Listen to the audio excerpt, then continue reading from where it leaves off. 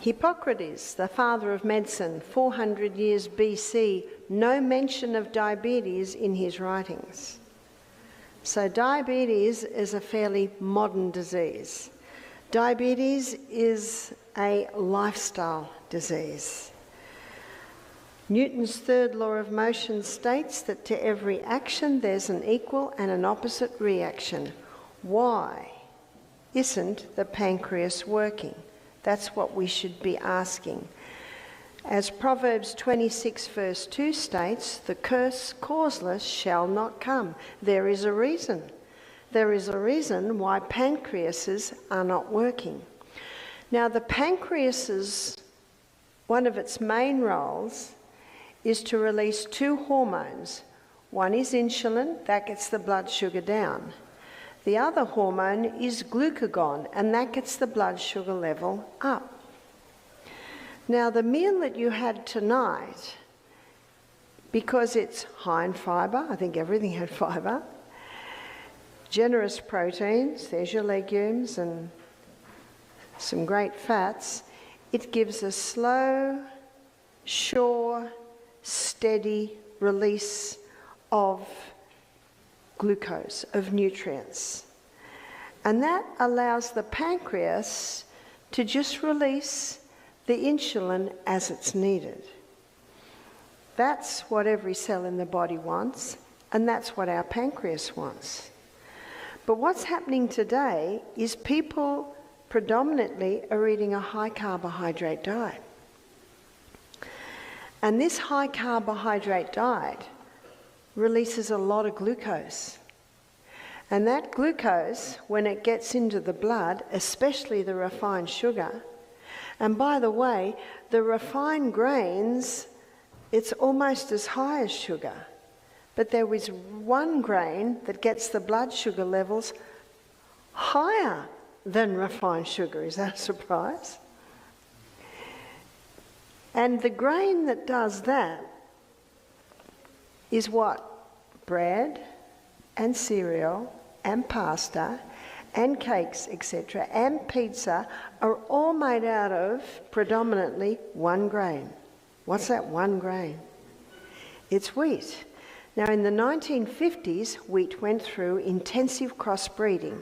And the reason they put it through intensive crossbreeding is they wanted to create a plant with a high yield of grain, so that would help with the starvation crisis in Africa, in Mexico, in India. And eventually, Dr. Norman Boulag got a Nobel Prize for his hybridized wheat. At first, the stalk broke before the grain was fully ripe, because wheat used to grow that high. Do you remember that? We had a 25-year-old wheat farmer come to our retreat. He'd never heard of such a thing. He didn't know that wheat used to grow that high. And so they went back to the drawing board and they came up with a wheat that only grows this high. I was in Holland, well, probably a month ago now, and we're driving along, you know, it's very, very flat, and I saw big fields of sandy-coloured grass. I said, what is it? It's everywhere. They said it's wheat. It was only that high.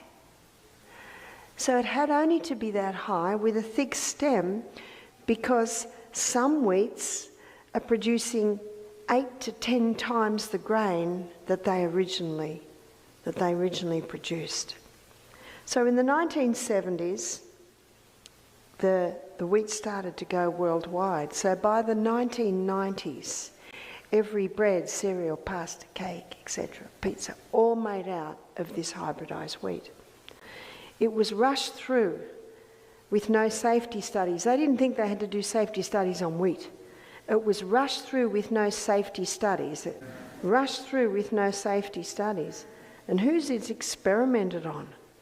I'm not interested in being experimented on. I'm interested in experimenting whether exercise works. I'm interested in experimenting whether drinking more water works or going to bed earlier works, because if it doesn't work, I've lost nothing. They're the only things I'm interested in experimenting on. But I've found that they work. But what it produced, and they're starting to realise this only now, what it produced was a type of starch structure that gets the blood sugar level up higher than even sugar. So the starch structure that was created is called amylopectin A. And amylopectin A is the name of the starch that was produced. So let's look at what it does. We'll do it up here. It gets the blood sugar level up very high, very fast. So then you get a corresponding dump. So that's the A. So let me give you something to compare it to. Amylopectin B. Amylopectin B is found in bananas and potatoes. And if you're familiar with the glycemic index of food, bananas and potatoes, they're high on the glycemic index, so they get the blood sugar level up relatively high, relatively fast. Not as high and not as fast, so it's more like that. So that's your B. Amylopectin C is found in all your beans. There's your lentils, chickpeas, lima beans, cannellini beans, kidney beans. So what does the C do?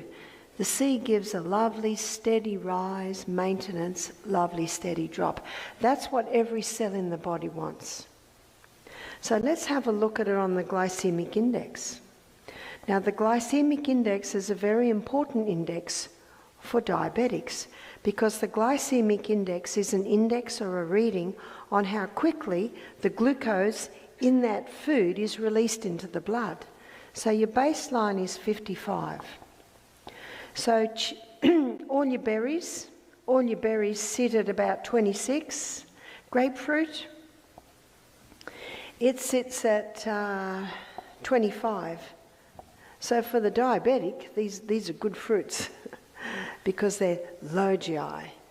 They're a lovely, slower delivery of fuel. Whereas bananas, they sit up here somewhere. So where does sugar sit? Sugar sits at 59. Where does